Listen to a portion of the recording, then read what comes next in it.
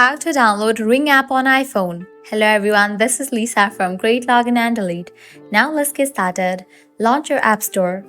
At the top, you're gonna see the search box. Over there, type in the app name Ring and search for it. With that app will appear, Ring Always Home. Click on that app. You're gonna get the option of install or arrow kind of icon. You have to click on it. Where that download process will start. Make sure you have stable internet connection so that the download process will be faster.